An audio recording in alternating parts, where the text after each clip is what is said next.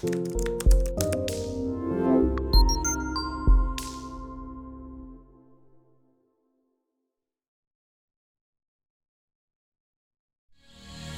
don't give a shit about your 1500 SAT score. Eat under 1500 calories a day and then I'll be impressed. If you treat her better than she treats you, she'll get bored. Don't just give her your attention. Make her earn it. She's not your co-pilot. She's your flight attendant. Live from Philadelphia, your man, Donovan Sharpe. What's up, guys? It's your man, Donovan Sharpe, and welcome to the 569th edition of TSR Live, your daily dose of red-pill truth, wisdom, and awareness. We are brought to you by Gorilla Mind Rush, the #1 non-habit-forming energy and focus supplement on the market. Be hyper-productive and laser-focused for hours with zero crash and zero jitters. Support the show and your productivity by going to donovansharpe.com/GorillaMindRush to get your hands on a bottle or two. We are streaming live to YouTube, Twitter, Twitch, OK.ru, and VK. So however you're watching, wherever you're watching from, thank you for making the Sharpe Reality Live a part of your daily routine. It is Monday, March 9th, 2020. It is good to have you guys in today. Hopefully you guys had a restful yet productive weekend. Obviously, I'm going to try out a new time slot. I'm going to try out a new time slot here. I'm going to go live this whole week, Monday through Friday, at 3 Eastern, 12 Pacific. Trying to switch some things up with my schedule here. Be a little bit more productive rather than lifting weights and working out after the show. I'm going to try to get it done before the show. So I got a good workout in before I came on the air. A little bit of an adjustment, so we'll see how this works out. But I had a very productive weekend this weekend as usual. Got quite a bit done. Actually did some spring cleaning. Did a little bit of spring cleaning. Actually got a lot of bowling practice, and I think I shot like 19, 20 games over the weekend. So hopefully that carries over onto the lanes tomorrow night at Bowling League. Bowling is addictive, guys. If I can just go off on a tangent here, bowling is very, very addictive, especially when you're really good at it. I was big into bowling back when I was like 21, and this was back in the summer of 98. And to that point, I'd never really been that big into bowling before. Really before then, I was just sort of a casual bowler like most other people. Well, I was at work with a buddy of mine, and this girl comes in with a flyer advertising a bowling league, and we said, what the hell, let's give it a shot. Now, after the first league night, we were hooked. And that summer, we were at the bowling alley 4 or 5 days a week, and we both got really good. We actually ended up winning the league and got picked up after that league was over by a five-man team rather, in a much more competitive league in the fall, and ended up finishing 4th in a 20-team league. I think we won like $500 each in prize money. I think the winning team got like $1,000 each. Now, my average back then was a 191, and my high game on a league night was a 262. My high game on a non-league night, and a league night or non-league night, was a 279. That was a long time ago. But after the spring of 99, I stopped bowling. I didn't really pick it back up until a couple of years ago when Devin and I moved out here to Philly. We joined a 4-man league and ended up winning that league. Those of you who have followed me since the beginning, you guys remember when I posted the pictures of us hoisting the trophy. My average was probably around a 150 in 2018. So fast forward to the fall of 19, and we decided to give it another go. But my ball was cracked. I put that on Instagram as well. My ball was cracked because my dumbass left it in the car for about 6 months. So it kept getting cold and warm. So I went and bought another ball, which was a much better ball. I put in the practice, and 2 more new balls later, my average is a 176, and I'm bowling better than I've ever bowled my entire life, having 11 200 games this season alone. So I've really put a lot of time and money into bowling because it's something I really enjoy that I'm also getting much better at. Incidentally enough, it's also very good exercise when I bowl by myself because I do it at a freakish pace. I'll shoot 9 games in an hour, and I'll be in a full-on sweat when I'm done. Anyway, let me get back on track here. I got a little sidetracked with my bowling stories here. I try to do a little small talk and let the chat fill up, let people start to tune in. It is a gorgeous day here in Philadelphia. It is 70 degrees and sunny. Spring is on the horizon, and of course I am very excited about that. I'm a big flower guy. I love to garden, so I'm very much looking forward to visiting a few nurseries around here and getting my flower lineup set for the summertime. Also, while I'm thinking about it, the coronavirus is now here in the state of Pennsylvania. We now have 7 cases of the coronavirus in PA, 5 of which are in Montgomery County, which is right next door to us here in Philadelphia County. So it's traveled down from New York over the last, I would say, week and a half, and it arrived in Cherry Hill 4 or 5 days ago, which is just over the bend. So I knew it was only going to be a matter of time before it arrived here in PA. So Devin and I, we got the jump on everything, and we went to BJ's last weekend before the shelves were empty, and we dropped over, was like $500 on supplies, non-perishables, alcohol, peroxide, hand sanitizer, disinfectant, and all the rest of that. We actually bought a freezer to store food in, and we also have another mini fridge. So we've got enough food and got enough supplies to last for 2 months. So if we can't leave our place for 2 months, we'll be all right. We obviously have a gym as well, so there won't be any drop-off in our workouts or our fitness. I don't anticipate this getting to outbreak status or something out of a movie, but it's certainly possible. And me personally, I don't know about you guys, I'm of the mindset that sort of says I'd rather have it and not need it than need it and not have it, right? And I'm fortunate enough to be in a position financially to go out and get what I need without hesitation when the situation calls for it. So guys, listen, wash your hands, don't touch your face, try to avoid touching your face, avoid large crowds. That's really the best I can tell you. Okay, let's get right to it.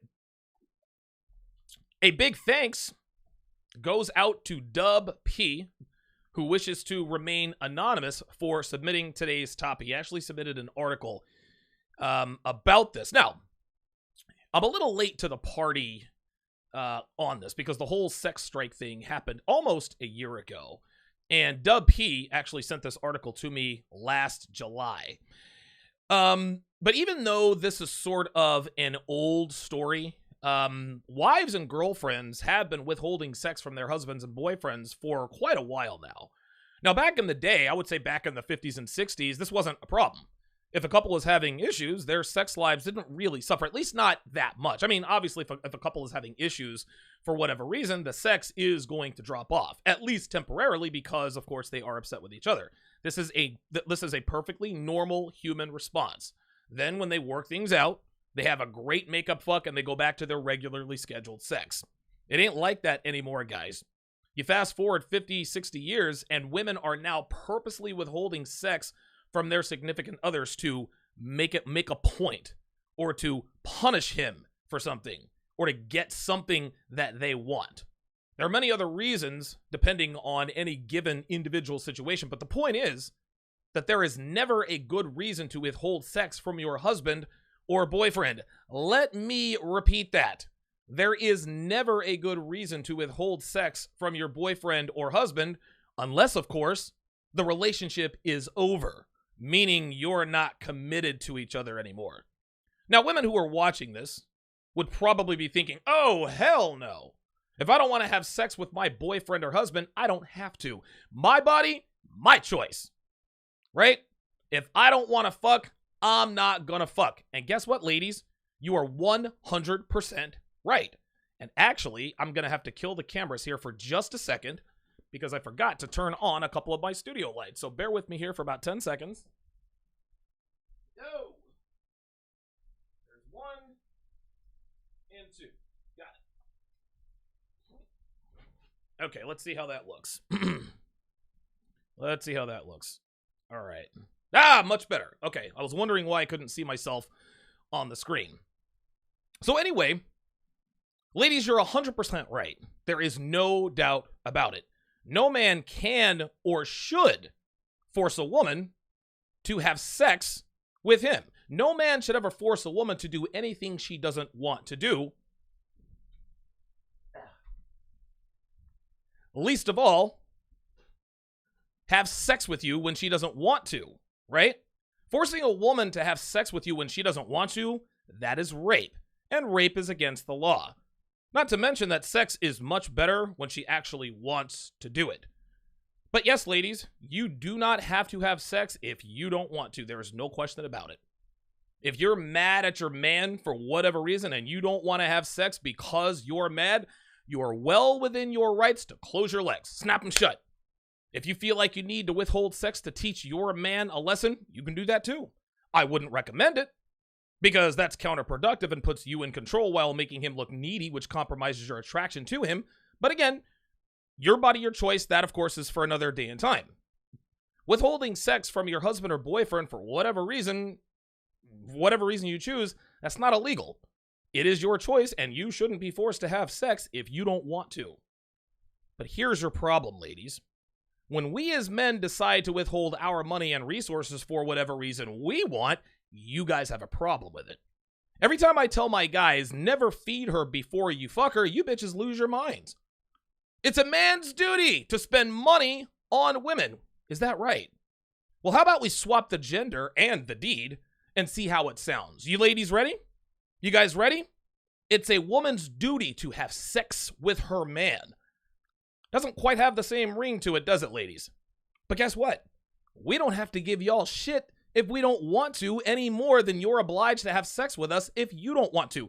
Guess what? Devin doesn't have to, she doesn't have to give up the ass any more than I have to share my resources and lifestyle with her. But if she does withhold sex, she's out the goddamn door. And if I withhold my resources for no good reason, she's not going to want to have sex with me. This is quid pro quo at its core. The point is that women feel entitled to a man's resources, but then they want to withhold sex from their men, but expect men to be okay with it and continue to provide our resources. It don't work that way, at least not with high value men. Women are no more entitled to a man's resources than a man is entitled to a woman's vagina. But guess what? Society doesn't tell us this, does it? It tells us that women are entitled to our resources because then they turn around and tell us that we're not entitled to their bodies. Let me repeat that. Society tells women that they are entitled to our resources, but then they turn around and tell us that we're not entitled to their bodies. So, naturally, what ended up happening is that men decided to go their own way, right? Or take the red pill, whatever you want to call it, right? We've decided to sever all ties to a woman, or sever all ties a woman potentially has, to his resources outside of what he decides to allocate to her of his own free will and volition. That has caused our culture to adjust by taking our resources from us in the way of taxing the reproductively responsible men and giving that money to the reproductively irresponsible females who have 5 kids by 5 different men. Even though I, Donovan Sharpe, have nothing to do with a woman getting knocked up by a half a dozen dudes, my resources are still taken from me and transferred to women. I have no children. I'm not married. I'm a high-earning entrepreneur, and I have taken every necessary step to make sure that my money goes where I want it to go. I have taken necessary steps to make sure I don't have 5 bastard kids out here. But I'm still getting financially raped by baby mamas out here. We as men, we no longer freely give our resources to women simply because they're women. So now it's taken from us. Men adjusted, so the government, at the woman's will, adjusted as well. What if the government did the opposite? What if we once again hypothetically swapped the gender and the deed? What if the government obliged all women in the age of majority, which is 18 years or older, to have sex with at least one man a year of the government's choosing, whether she wanted to or not? Whether she was a virgin or not, whether she sleeps around or not, whether she's sexually and reproductively responsible or not. Wouldn't go over so well, would it? Forcing women to have sex with a man of the government's choosing is wrong on many different levels. I think we would all agree to that. So why are we okay with doing it to men? Why are we okay with men getting our wallets ripped out of our asses and giving our money and resources to women we don't know? We're giving money and resources to women we neither know nor are fucking. But Donovan, that's not the same. There's a big difference between money and sex. Au contraire, they are exactly the same. They are literally exactly the same, at least as far as relationships between men and women are concerned. You see, gentlemen, as men, we want sex and sexual exclusivity from women. That's why we pursue them. We chase sluts for easy sex. We chase women for relationships so we can have access, exclusive access to their vaginas. Sex is the reason we pursue women. It's not for money. It's not for resources, because we obviously have plenty of both. No. It is for sex and sex alone. Now, obviously, companionship is a part of the reason, but companionship without sex is a platonic friendship, and we damn sure don't need that either. So sex is the one and only reason we deal with and put up with females in the first place. On the other side of that coin, women pursue men for our money and our resources. They don't chase us for sex. They've got access to unlimited dick until they hit menopause, and sometimes they still have access to unlimited dick. Women chase men for relationships. Women chase men to get access to our resources and our resources alone. Yes, protection, companionship, stability, and status are all factors. That seems to be an awful lot. Yeah, men offer a lot more to women than women offer to men, potentially. But none of that matters. None of that protection, companionship, stability, and status, none of that matters if he's not sharing his resources with her. But there is one huge difference between sex and resources in terms of our money, or in terms of our motivations to pursue each other. Here's that difference. Women need our resources. We do not need women for sex. Now, don't get me wrong, we certainly want sex, right? But for every woman who doesn't want to have sex with us, there are 15 more who are ready to give it up at a moment's notice. Yes, it is true, for every man who doesn't want to commit his resources to a woman, there are 50 more who are waiting in the wings. But the big difference is that women don't want these men. They don't want those guys. Oh, no. Women want the high-value men who do not want to commit their resources to them. Not the low-value men who line up around the block and move heaven and earth just to have sex with her. So in this game of chicken, basically, between men and women withholding sex and resources from one another, we as men, we win. And the reason for this is because girls who don't give up the ass can and will be replaced. And the girls we replace these prudes with, and let's not mistake what I'm talking about here when I'm talking about prudes. I'm not talking about girls who are virgins. I'm not talking about the girls who are saving themselves for marriage. No. I'm talking about these sluts out here who close their legs because they overvalue their vaginas and overplay their hand, not realizing that the men they withhold sex from know and understand that pussy stock is in the tank and that he could have 5 of her in 5 days or less. It's not the same for women, guys, because at some point, women run out of men who are willing to share their resources with them. Well, men run out of women who are willing to have sex with them. Absolutely right. Here's another difference. That happens a lot later. Dudes aren't out here chasing 45-year-old women, gentlemen. They're not. Dudes aren't out here chasing 50 and 55-year-old women. Women, on the other hand, young, hot, tight, beautiful females, oh, dude, they are steady in the beds of men in their 40s, 50s, sometimes even 60s. I'll even go as high as 70s, regardless of value. Because we as men, our value inherently appreciates, while after 30, the value of a woman depreciates in earnest. So at some point, women run out of men who are willing to share their resources with them. That happens a lot sooner. Happens for them around 35. Happens for us on the opposite side of the spectrum around 65, I would say. When that happens, they panic. They're mad that men are no longer buying what they're selling, which is a used car with a blown transmission and 500,000 miles on it. But then they have the nerve to charge full price and turn any man away who doesn't want to pay sticker. Girlfriends and wives are always overplaying their hand, guys. Charging a lot more for something that men can go out and get virtually free from women who are thinner, more pleasant, better behaved, and much more willing. Then when their man cheats, Now they want to scream, men ain't shit. Men cheat. Well, did you forget about the part where you withheld sex from him regularly because you didn't like his tone? Or because you thought you could without any consequences? Yeah, thought so. So let us take a look at this article that pardon me, that Dub P sent. It is entitled, "Would You Go on a Sex Strike? Meet the 4 women who use bedroom bans to make their husbands clean up and be better fathers to their children." And guys, I apologize for all the ads all over the place. Oh my God. Like, dude, these, and listen, I understand that websites have to monetize their websites, but Jesus Christ, it's like freaking ads all over the place. I'm going to go ahead and open up the phone lines and get your thoughts on this right now.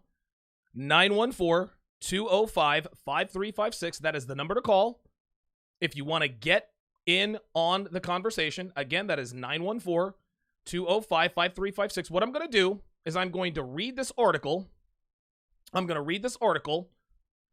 And at the end of me reading the article, I'm going to start taking phone calls. Again, 914-205-5356. Again, that is 914-205-5356. Let us get started with this article. It starts, quote, "As a marital weapon, its power is indomitable.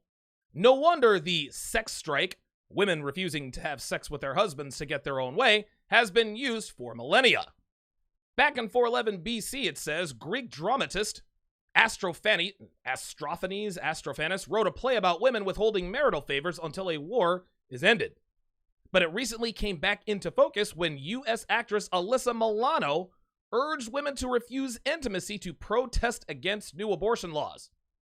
And this undoubtedly effective method is still being wielded in Britain's bedrooms. Samantha Brick spoke to 4 wives who went on strike to find out why. Maggie McKinsey, 38, is married to a financier and has a son, Zephyr, 15 months. She lives in Kensington, West London. She says, quote, "When I was young, I was incredibly naive about a woman's sexual power. So my first sex strike in my mid-20s started off somewhat unwittingly. I've been a vegetarian since I was a teenager and turned vegan a few years ago, and until that point had always dated fellow veggies. But then I met a meat-eating man who was completely smitten." Imagine that. Imagine that. She meets a man who eats meat like a man does, right? Eating meat is seen as masculine. She always dated these vegan guys. She meets a man-eater, and all of a sudden, she's smitten. Yeah, big shock there. "Though I really liked him," she continues, "I just couldn't square his diet with my personal values and found it almost impossible to be intimate with someone who smelled of meat. So, having slept with him once just to prove how good we were together, I told him that if he wanted to forge something serious with me, including further sexual relations, he'd have to give up meat." Let me stop right there. Do you see how she literally admits to having sex with her man just to get him hooked, right? She said having slept with him once just to prove how good we were together. Translation: I fucked him one good time to show him what he could have if he gave up meat. This is what women do. They use sex. They weaponize sex, guys. They withhold sex for nefarious reasons. They give it to you once, then they take it away when they want something. That's how this works. "Though I hoped he would change his ways, I wasn't expecting him to." This is interesting. Didn't expect him to change his ways. "So I was shocked when he caved in after a fortnight and became a vegetarian. Suddenly, I realized how much sexual power I wielded. We went on to date for 5 years. In subsequent relationships," she says. Let's stop right there. She went on to date this guy for 5 years. I wonder why they broke up. I wonder what ended their relationship. I know. She met another man she was smitten by who was also a meat eater. She started cheating on her newly vegetarian boyfriend. The side dude, she says, "You know what? I'm going to try to pull the same thing on him that I pulled on my current boyfriend. We can't have sex unless you become a vegetarian." He said, "Fuck no, bitch. I'll eat meat I'm gonna eat meat till the day I die. You want to know what she did? She didn't leave him. Oh, no. She left her boyfriend. She left her boyfriend for someone who actually stood his ground. I can guarantee you that's what happened. Right here off the bat, guys, you can see that men caving, bending to a woman's will just because she withholds sex does not yield a good relationship. She was in a 5-year relationship which eventually ended. I can guarantee you that she used the sex strike to try to mold him into exactly what she wanted him to be. And surprise, surprise, when she finally had everything she wanted, he was no longer attractive. That's why this is counterproductive. In subsequent relationships, she says, I use sex strikes to achieve everything from getting my home redecorated to letting loose with internet purchases. I don't have a problem with this or see it as manipulative. It's a win-win. I'm happy and he's sexually satisfied. Even now, I'm a happily married mother of one. I'll regularly go on sex strikes in order to get what I want. I'm a stay-at-home mom, and my husband, who works in finance, doesn't realize that having a beautiful home is a big priority to me. So if he's dragging his heels on his home modifications, such as ordering a new wood burner, not getting back to me on wallpaper choices, or withholding the credit card, then I'll go on a sex strike, and it always works. But women want to say, don't objectify me. Don't objectify me. I'm good for more than just sex. Isn't that interesting? Because you withhold the one thing that you say you're good for more than in order to get the thing that you want, which is money. That actually kind of sounds like prostitution. Oh my God, but they're married. Listen, prostitution is prostitution. You're not going to fuck your husband unless he gives you the credit card? Yeah, you're a prostitute, sweetie. My most recent one was over a stunning overseas property I knew would be the perfect holiday home. I found a place in Antalya, Turkey, that's a steal, but he wasn't convinced, so I went on a month-long strike. Now we've put in an offer, so fingers crossed. I used to have to strike for at least a fortnight, but the longest was 6 months. I wanted to join him on a work posting overseas in Germany. He wasn't keen and said he would just fly home every weekend. So in the months leading up to the move, and for his initial weekend trips home, I withdrew sex. While I'd ordinarily miss sex, I had a lot going on, so I was never tempted to give in. My willpower has gotten stronger as I've got older. As for looking elsewhere for sex, it didn't occur to me to wonder if he'd strayed. He's not that type of guy. Eventually, he relented. This is the same woman whose husband will leave her for a younger, tighter version of herself. But then she's again, men ain't shit.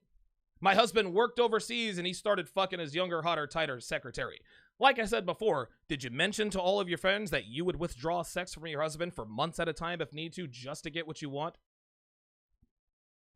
He never ever knows when I'm going on a sex strike. I like to keep him on his toes. We usually have sex 2 to 3 times a week. Oh joy. This chick thinks having sex 2 to 3 times a week is an actual treat. Withdrawing sex is empowering and effective when it comes to getting what you want. We've been happily married for almost a decade, so I must be doing something right. Ay, ay, ay. This woman has no idea that the more her husband caves, the more her husband gives into these sex strikes, the less attractive he becomes. This is why her first relationship she did sex strikes in only lasted 5 years. She's 10 years into this thing, but either one of them is going to have an affair. He's going to have an affair because he's not getting sex at home. She's going to have an affair because when she withdraws sex, he comes running like a little puppy dog. She's going to fuck around and she's going to do one more sex strike. She's going to go to one too many sex strikes. And when he doesn't cave after 6 months, she's going to wonder, well, where the hell is he getting sex from? Then when he finds out he's fucking his hot 23-year-old secretary, now she wants to be mad. Bitch, you got nobody to blame but yourself. Nobody to blame but yourself. Let's move to the next one. He threw a strop, but I stood firm. I'm almost done, guys. I see you guys in the queue. I'm going to get to you guys in a minute. Stay at home, Alyssa Ali, 23, lives in Sutton, South London with her partner, Sam Sullivan, 24, a civil servant, and their 2-year-old son, Aiden. Jesus Christ. Women are now being influenced by Americans naming all of their sons Aiden. Sam and I have been together for 4 years, she says, and the sex has always been important. We make love every other day. We'll even have sex after an argument. Yeah, big fucking shock. I think most people have sex after an argument. Do you see how this is so funny, guys, is that women are characterizing sex as doing a man a favor. Well, we have sex every other day. I'll even give him the booty after an argument. Bravo, you want a fucking fish? You want a fucking cookie? This is why the sexual marketplace is in the shit. We've got women out here trying to take credit for and being glorified for something that should be par for the course. Women, you should be fucking your husbands and boyfriends. It's not a big deal to have sex with your husbands or boyfriends. But then again, let's flip the script, right? Because if I were to say to somebody, well, listen, I take good care of my girlfriend. I spend money on her all the time. What do you want, a fucking fish? If your girlfriend is taking care of you, yes, it is par for the course that you take care of your girl. Like, I'm not looking for accolades or praise for doing what the fuck I should be doing in a relationship, and neither should women. It's just sex. It ain't that big a deal.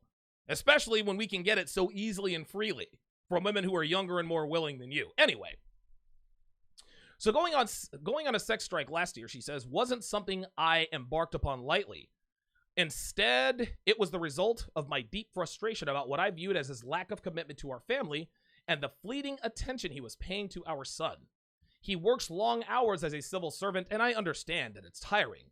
But at the weekend, it seemed to me he only thought of himself.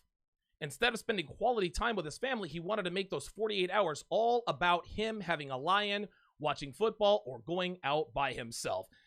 Do you see how ungrateful women are? This guy works hard 5 days a week. All he wants to do is kick it at home and have 2 days for himself. He wants to spend 2 days doing things for himself, and she still wants more. Never mind the fact that you're a stay-at-home mom and he works 5 days a week to put food on the table and a roof over your head. Oh, no.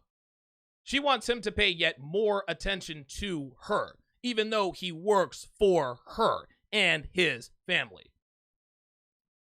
For 3 months, she says, I kept telling him it was important he spend time with me and Aiden and served as a good role model for his son. Finally, after a fraught argument, it became clear the only way he'd change his ways was if I did something big to show how serious I was. I knew my son behaved better after having things taken away from him, and I figured his father would be the same. This is another problem, guys. Women treating men like boys. Women are always bitching and complaining. Where have all the men gone? Listen, you can't expect men to act like men if you treat them like boys, ladies. The ones who actually let you get away with it, those are those men that you want to treat like boys. Those are the men you're not attracted to. The men who don't let you get away with treating them like boys, those are the ones you want but can't have.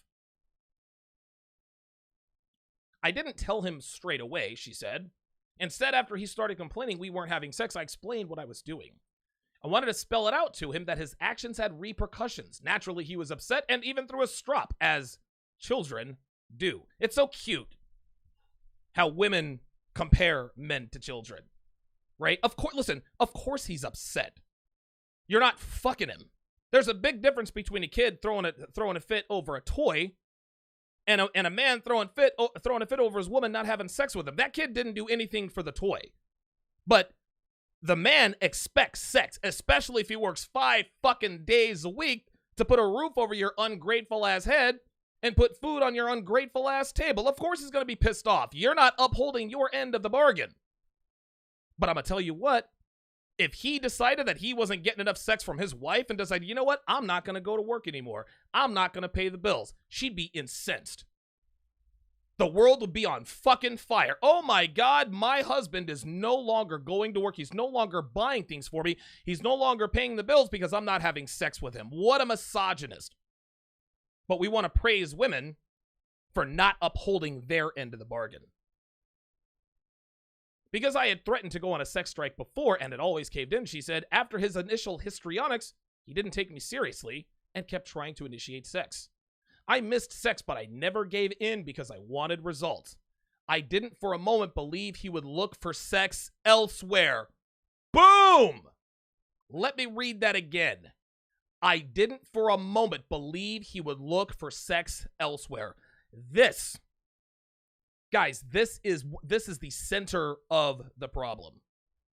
The reason she withheld sex, the reason she felt like she could get away with withholding sex with him is because she didn't believe that he would look for sex elsewhere. Guys, let this be a lesson to you. The minute your woman, your girlfriend, your wife becomes 100% certain that you either can't or won't go out and get sex from another woman, she will withhold sex, guys. You think Devin would ever withhold sex from me? Fuck no. You want to know why? Because she knows that, number one, that if she withheld sex from me, she'd be out the fucking door. But number two, she knows I can go out and get pussy anytime I want, guys. Dude, if Devin, no, I would cheat on her like fucking Michael Jordan at goddamn Monopoly. You kidding me? Bitch, you want to withhold sex from me? All right, I got you. Cool. I got you. Yeah, let me leave my phone face up, and you can catch me getting a text message from the hottie at the gym, right? But Donovan, you have your own gym. Oh, trust and believe, my man. If my girl ever withheld sex from me, all of a sudden I'd stop using the gym at home, and I'd go to the gym and start hitting on them bitches. Yeah, I got another workout here, Deb. But wait a minute, didn't you work out earlier today? Yeah, I did. Women only withhold sex from men. They are 100% certain that they can't or won't go get sex elsewhere. She said it herself. I didn't for a moment believe he would look for sex elsewhere. This is why she did it. It continues. I can't imagine how I'd react if he announced he would strike. I'd wonder if he'd been taken over by aliens. Do you see this? If a man actually decides to withdraw sex or his resources, women are so used to men acquiescing and not standing up for themselves that when we do, she'd think that we're taken over by aliens. Unbelievable. When he realized, she says, that I was sticking to my guns, he became very annoyed and told me I was being childish and inconsiderate of him and his physical needs. I stood my ground, saying I appreciated why he felt that way, but his neglectful behavior had really upset me and was inconsiderate of my needs too. Over the next 3 weeks, several rows ensued. Rows are arguments in British, whatever. But on the fourth weekend, something unprecedented happened. He organized a trip out at a play center for him and Aiden. I was amazed and so relieved that they were having some father-son bonding time. The next day, at his suggestion, we went out as a family. Then the following weekend, he arranged for Aiden to stay with his mom so we could have some quality time as a couple. I lifted the ban. Since then, he has changed to some degree, but I still have to remind him of the ban whenever he slips up. Refusing sex helped me to learn to draw red lines in our relationship, and I would do it again without hesitation.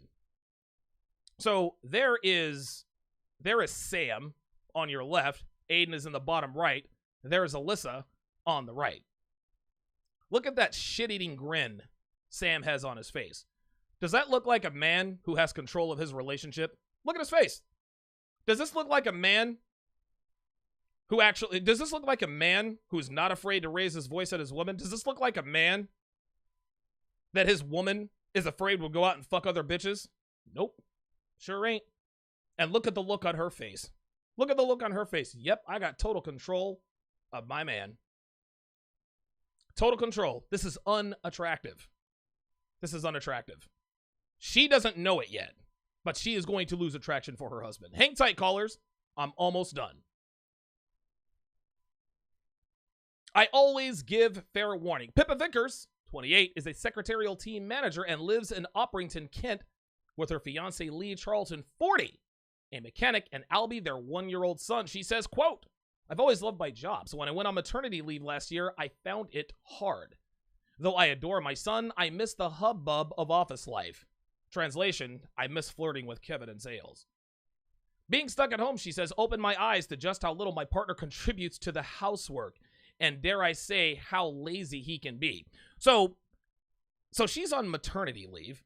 He's at work. She gets to sit at home and eat fried chicken and donuts and get fucking fat because she just had a kid, but she still wants him to do chores around the house. Listen to this. He works long hours as a mechanic. So even though he works long hours as a mechanic, still doesn't give a shit. Still doesn't give a shit. Oh, well, even though he works long hours as a mechanic, he doesn't contribute around the house. How about this, Pippa? He doesn't contribute around the house because he doesn't fucking need to. He's too busy turning a wrench to put fucking food on your table to take care of you and your fucking kid. Dude, how selfish is this? She literally admits this guy's a mechanic. It's not like he's an office schlub. It's not like he sits on his ass all day and doesn't get physical. No. This guy is up under cars, turning wrenches, getting burnt by oil, changing out fuel filters, probably building engines, repairing transmissions. This is hard, labor-intensive work, yet this bitch wants him to do the fucking dishes. Unbelievable.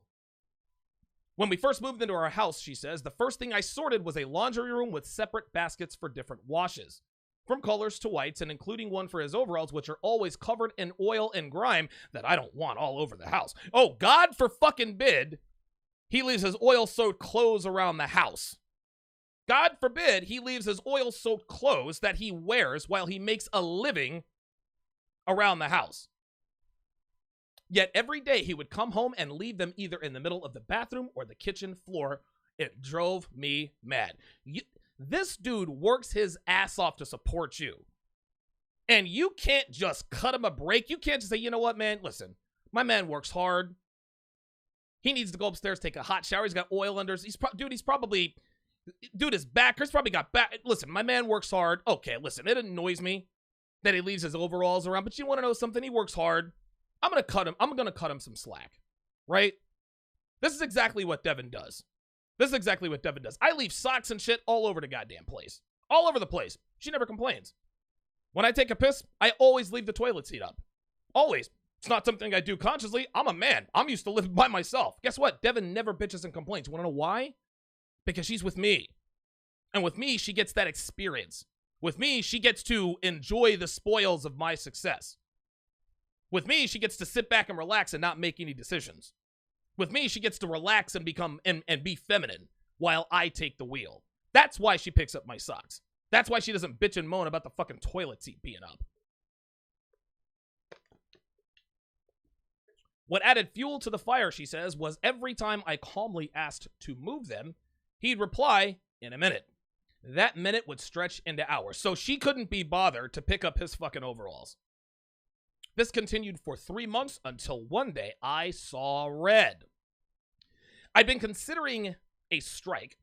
I'd been considering whether a sex strike was a good idea for a while. My partner would have sex all the time if he could, so it seemed an ideal punishment. And when I almost tripped over his dirty overalls yet again, I snapped. Oh, so you almost tripped on his dirty overalls. You didn't see it right there in front of you? These bitches are fucking lazy. You can't be bothered to pick up one pair of overalls.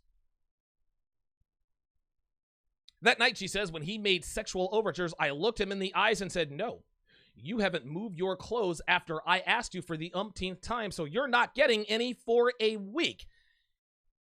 You want to know what I would do if Devin said that to me? If she says, you haven't moved your socks after I've asked you for the umpteenth time, Donovan, you're not getting any sex from a week. My response would be, not from you, I'm not.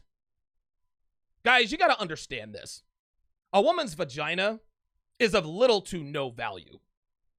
It has little to no value. The only reason why it has little to no value is because so many women are giving it up for nothing. If so many girls weren't sluts out here, if so many girls didn't just give it up to anything with a Y chromosome and a smile, a woman's sexual purity, a woman's sexual exclusivity would be worth a lot more, right? But what these women don't understand is what they're withholding is something that younger, hotter, tighter women are giving away for free. She continues. We've always had a healthy sex life, sleeping together 4 times a week, so he'd assumed I'd give in straight away. I did miss sex, she says, but my sexual desire was matched by my rather stubborn character. I didn't go on strike for too long. It's all part of my strategy. That way, I'm less likely to give in. I don't want to ever let him think he's won. See, again, this is another problem with bitches. They look at relationships like competitions. Ladies, you're not competing with your man. This is a cooperative. This is not a competition. There is no chance of Lee going on a sex strike, but if he did, it wouldn't bother me. There it is again. There it is again. Another woman who knows beyond the shadow of a doubt that her husband would never withhold sex from her. She says there's no chance of Lee going on a sex strike. Let's scroll back up to Alyssa. For those of you just joining, look at the top of your screen. Look at the top of your screen. I didn't for a moment believe he would look for sex elsewhere. You guys starting to see a theme? Women only withhold sex from men when they know their men either can't or won't get sex somewhere else. This is why your woman has to know that you can go out and get pussy anytime you want, guys. And you don't have to tell her. You don't have to say, well, listen, I can go out. No, you say it with your actions. Listen, Devin knows I can go out and get pussy. Dude, I did it in Vegas for almost a decade. If I can do it in Vegas, I can do it fucking anywhere. I don't have to tell her that. Oh, she knows. Dude, has Devin given up the pussy when she's pissed at me for some shit I did or said? You better fucking believe it. But I'm going to tell you one thing that will never come out of her mouth is, well, Donovan would never go and seek sex elsewhere. There's no way Donovan would ever do that. There is no chance of Donovan going on a sex strike. She would never, ever say that. The article concludes, quote, to both our surprise, I held firm. And just 3 days into my planned week-long strike, he miraculously changed his ways. Not only putting his clothes away, but helping out with other household chores. Since then, I've used the sex strike method with gusto. I've done it at least 10 times, ranging from 1 day to 3 weeks. I always give fair warning, declaring strike 1 when I'm nearing breaking point with a 3 strikes and I'm on strike rule. I always stand firm. If anything, withholding sex has added an extra friction to our relationship, and his improved behavior proves it works. What these women don't understand is that having that kind of control over a man is inherently unattractive. We say this all the time, guys. Women don't want to control men. Women don't want controlling men. They want a man who is in control. And a man who is in control would never have his woman withholding sex from him. That's the way this works. This bitch has done a sex strike, 10 times? What she doesn't realize is 2 things. Number 1, her attraction is going to dwindle. Number 2, a man is only going to put up with a sex strike, but for so long. At some point, he's going to be like, you know what, bitch? Fuck this. Fuck you.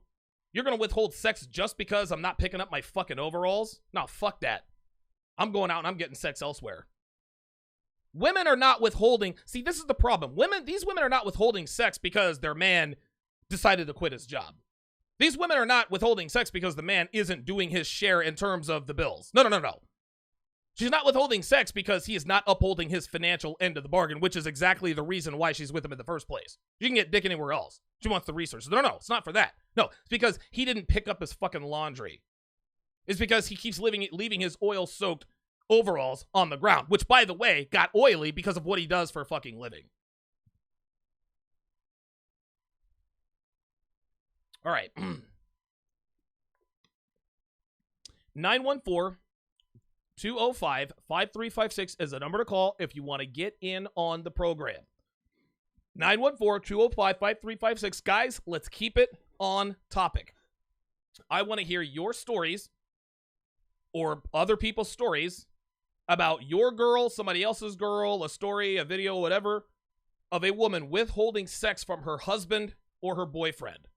Don't call me up talking about Donovan, there's this girl that, no. Listen, give me stories about your woman withholding sex. Don't call me up and talk about, this and Donovan, I've got something off topic. No, we're staying on topic today. I will unceremoniously dismiss you. AM1 with the $2 super chat says, this shit is preposterous. You better believe it. The Sea Bear with a $5 super chat says, I'm a plane mechanic and work 10 to 12-hour shifts daily. I'm always bone tired by the end of the day. I don't blame this guy for not having energy. Apparently Pippa does. This is the problem with women. Women think money grows on fucking trees. They have no idea what it's like to actually work for a living. God forbid that a man is actually tired when he gets home from work. This is unfucking believable. Unfucking believable, dude. Unbelievable. 914-205-5356. Let's go to area code 973. Area code 973. You're on Live at Donovan. What's your name? Where are you calling from? Greg from New Jersey. Greg in New Jersey. What's going on, brother? Good. This is on topic. I repeat, this is on topic. Right. I know you're not a theater buff, but there's a story called Lysistrata, and this is exactly what Lysistrata is about. So Lysistrata is all about, you know, her going on strike with all the women in the city to stop their men from going to war or something like that. And then there's another movie called Chirac, which is exactly like Lysistrata, but it's black, which which doesn't make any sense to me at all. But with me, I work with my hands. I'm a stagehand.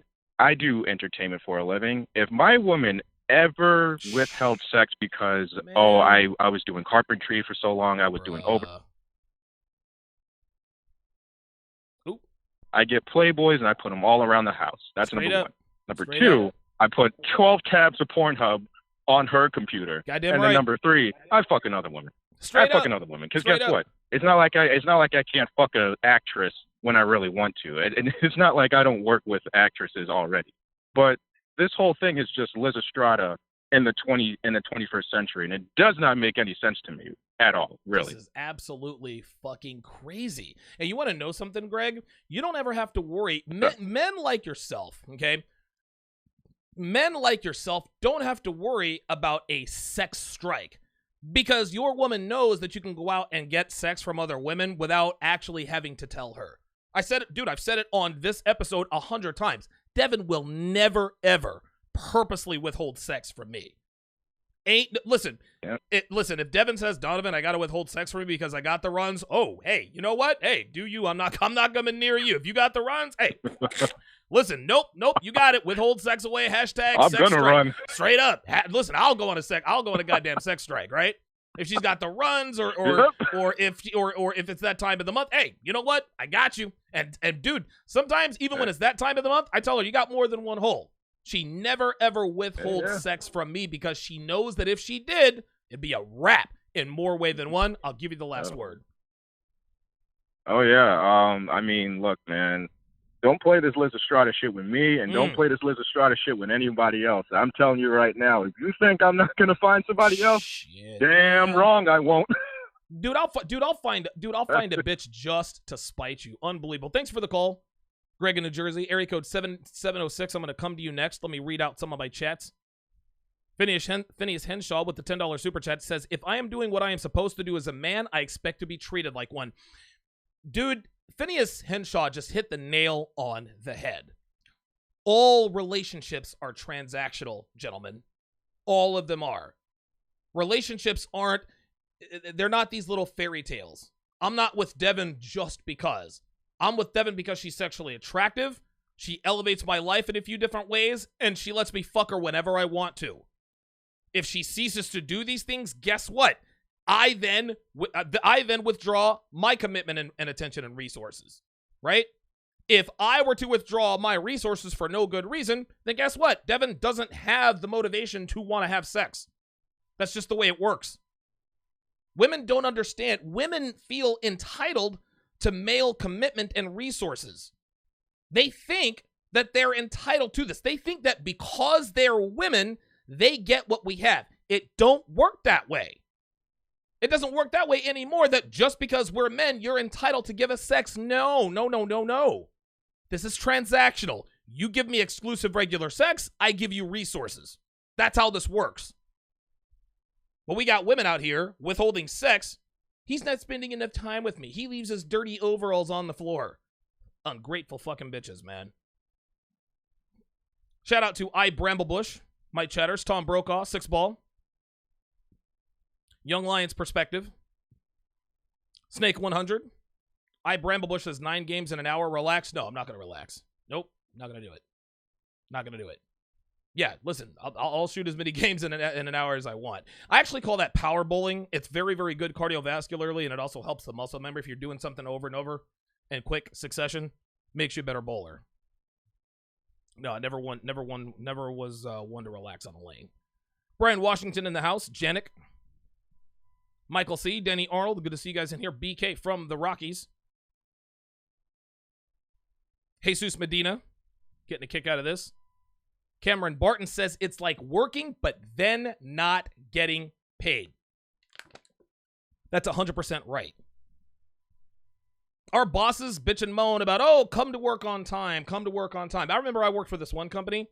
We never knew when our paychecks were coming, right? We're supposed to get paid every Friday, but every once in a while the checks would be late. Oh, we're not getting checks till Monday. Obviously, the company folded, but I'm thinking, these motherfuckers bitch and moan about me coming to work on time. If I'm going to come to work on time, y'all motherfuckers need to pay me on time. Your woman withholding sex from you for no good reason is literally like working and not getting paid. Unbelievable. AJ Blaylock's in the house. Clue with the $5 super chat. Says, great show. Appreciate that. Appreciate that. Nandina says, hola, Donovan from London. Very good. Kenneth Christmas is in the house. Good to see you in here. Brel215 with the $2 super chat says, hope you post this show to YouTube, please. Yeah, this will be on YouTube. Bro, this will be on YouTube. It'll stay on YouTube. Area code 706. You're on live at Donovan. What's your name? Where are you calling from? Yo, what's up? What's up, Donovan? It's MacFit. What's up, MacFit? How you doing, brother? What up, brother? Hey, man. This topic is crazy as hell because I was dealing with this stripper chick who basically tried to withhold sex on me because I wouldn't fuck her raw and shit. Oh, yeah, man. Wow. Oh, fuck that. You're a good bitch. You're a stripper, and you're gonna withhold sex from me. So you're gonna grind your junk and show your titties to perfect strangers, but you want to withhold sex from me, bitch? Please. I wish a bitch would.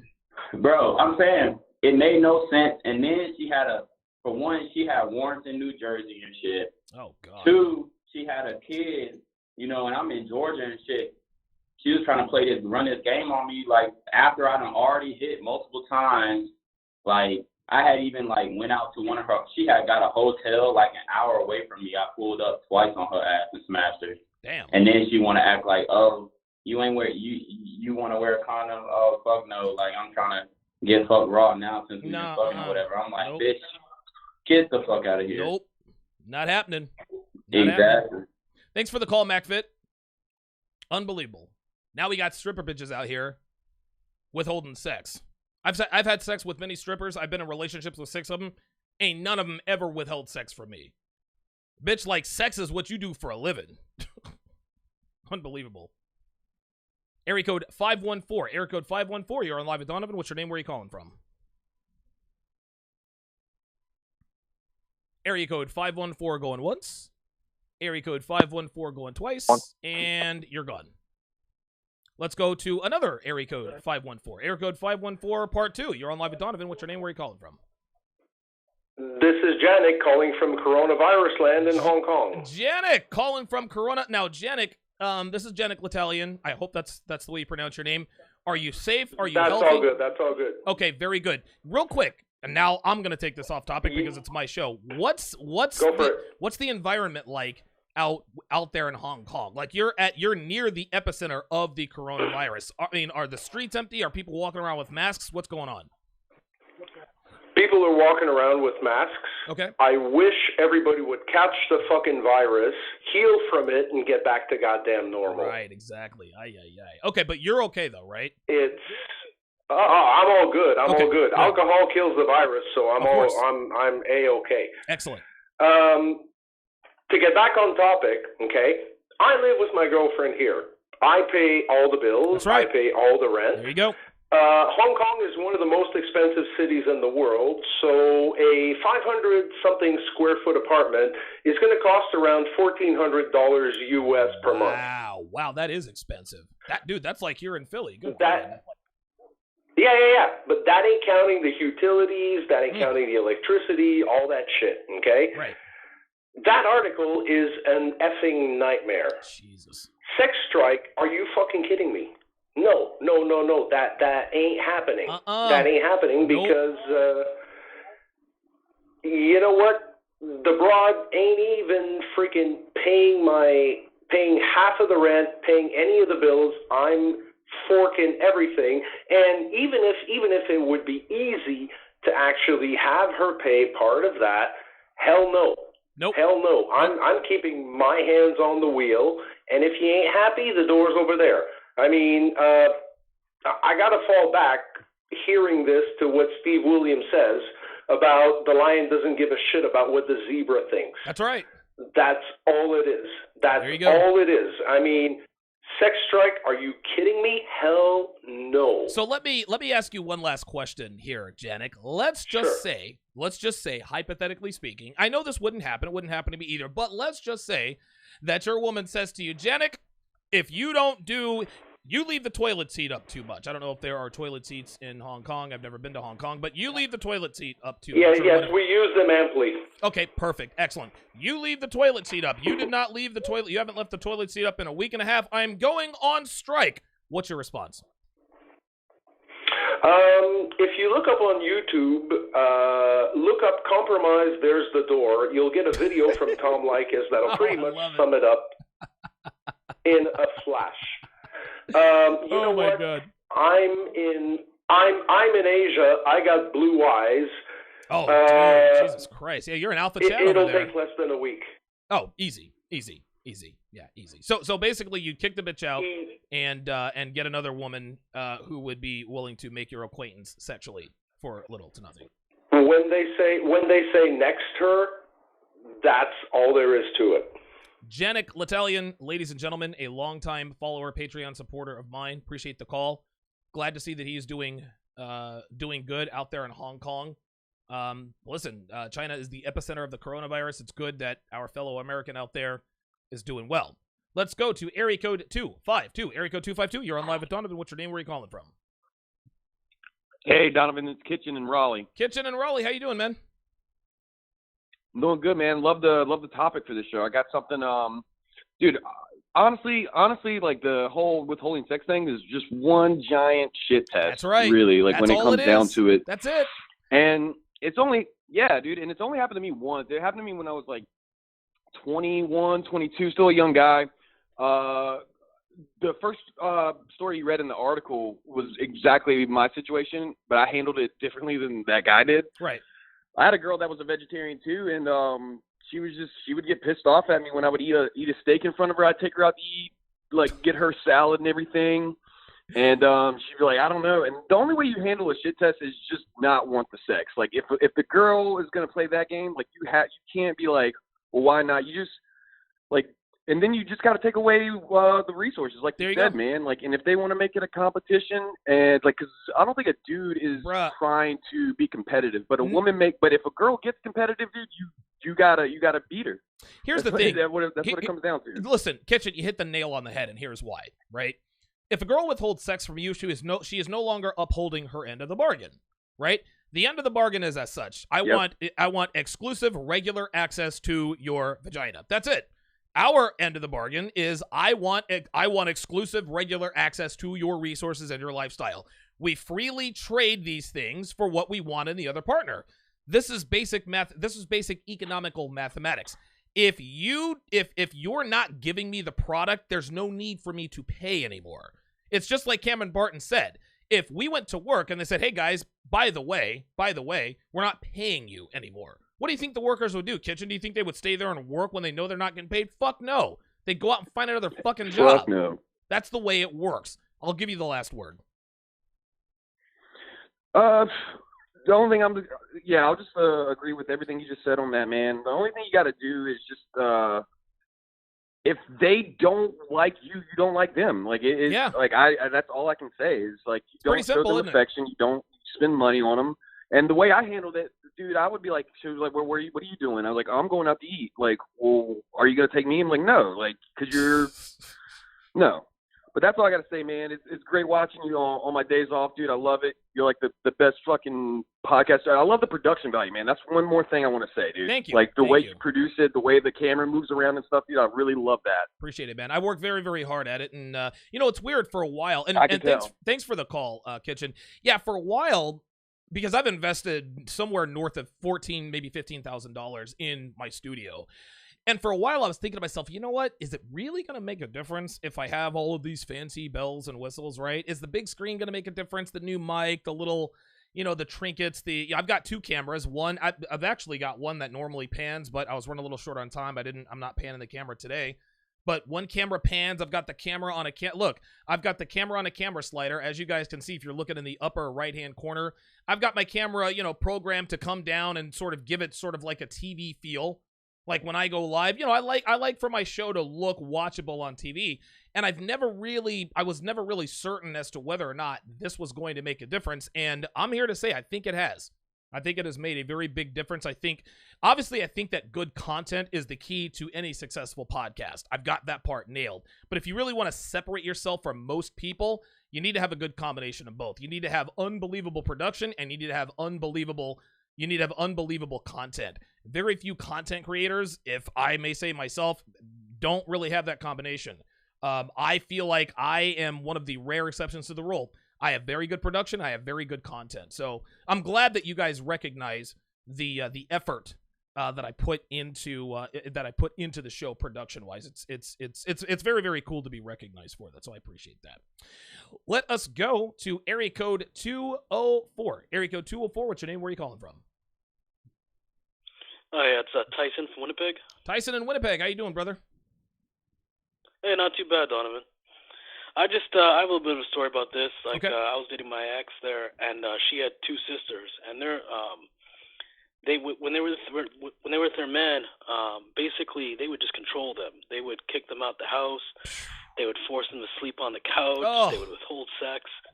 It was ridiculous, and I was always like, "Why are you guys at your brother's place?" Or, "Oh, well, she kicked me out again," or "She did this and she did that." And one time we had a fight, and my ex turns to me and she goes, "Well, you know what? I'm not going to give you any, and you should go sleep on the couch."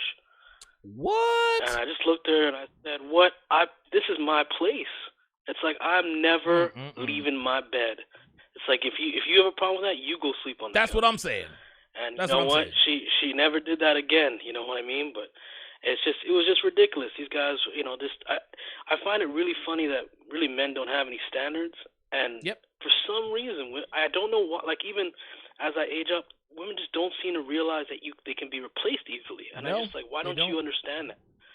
But they don't seem to know. They don't understand it, Tyson, until it's too. And here's the thing, Tyson. And this is actually a question I'd like to ask you because you're obviously in Canada. Are the women in Canada like the women here in the U.S.? Because again, it's common sense to everyone, I would think, including women, that men can replace women. So I don't really think, and you can disagree if you want. I would just like to know. Maybe I'm just trying to sort of expand my own dimension in the way of my own belief system. But women know that there are plenty of women out here giving away pussy for free. Like they know this. What I think it is, Tyson, I think it is a combination of women not thinking they can be replaced. But that also goes in conjunction with not thinking or knowing their men either can't or won't go out and get other women or have the balls to say, "Bitch, fuck you. You're not withholding shit. You want to withhold shit? Then you can get the fuck out of my house." What do you think about that? What are Canadian women like in that regard? Yeah, Canadian women are much the same. I mean, they're a little bit more agreeable in some ways, but when it comes to their hypergamous nature, they're just the same. I mean, it's just they really just view themselves as being, I'm really full of it, and then you know what? They don't really take any consideration for their men. Right. And so when I'm dealing with a lot of these women up here, they're just all about themselves. And it's kind of like, well, what are you doing? Like, don't you understand, right? That my choices are vast, and I don't need to be with you. And none of these women seem to realize it. They think, well, I got all these guys, but all these guys are garbage. Jesus. Like it didn't work out with you and all those guys. Right. So when you got a good man, why are you trying to do things like withhold in sex, trying to tell me what I need to do? No. You need to fall in line, and a lot of them just don't want to do that. That's the problem, and thanks for the call, Tyson. Listen, he makes a very, very good point. Women just don't realize they can be replaced, at least not until it's too late. They don't realize that men have options, and then when men exercise those options in the face of her withholding sex, now all of a sudden it's men ain't shit. Cryam answer with the $20 super chat. I appreciate that. He says, I had a wife withhold sex before we got divorced. Keep dropping that game, Donovan. Appreciate that. Michael Goodlet with the $2 super chat says, no pussy, take away your attention, time, and moolah. Truer words never, ever spoken. That's for damn sure. That's for damn sure. Let's go to area code 917. Area code 917. You're on live with Donovan. What's your name? Where are you calling from? Area code 917. You there? Area code 917 going once. Area code 917 going twice. Donovan. Hey, there he is. What's up, man? What's your name? Where are you calling from? Donovan. Hello? Yep. Where are you calling from? What's your Hello? name? Yes. I'm sorry, man. Sanchez from the tri-state area. what's up, man? I'm glad you didn't hang up on me, man, No, because you're I had cool. to get You're this one in. So my current girlfriend tried that shit, and my tactic was I just went out and cheated and let her find about it. That's I right. didn't hide it at all. That's right. Good. You know what I'm saying? So this was the part that killed me, though, right? So when she found out, I let the phone open, you know, with a text message, Yep. and sure enough, she saw it and Yep. going crazy. So when she goes crazy and she wants to know why, I explained it to her. I said, listen, you've been holding back sex. You've been holding out everything, basically. You know what I'm saying? But sex is a major part. You know what I'm saying? She acts surprised. Oh, Like, Jesus oh, Christ. I can't believe you would do that. I said, oh, my God. So it goes to what you were saying. When they think that you have no one else, or they think that they have some type of upper hand, They're always that's in when shock. they try to pull that stuff. That's right. That's right. So- That's the only so I kinda reason like, why they so do that. it's kind of like breaking her ego. Yes. Yes. Yep.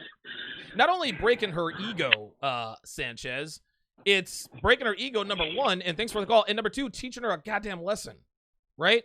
And again, let me reiterate this. Let me reiterate this.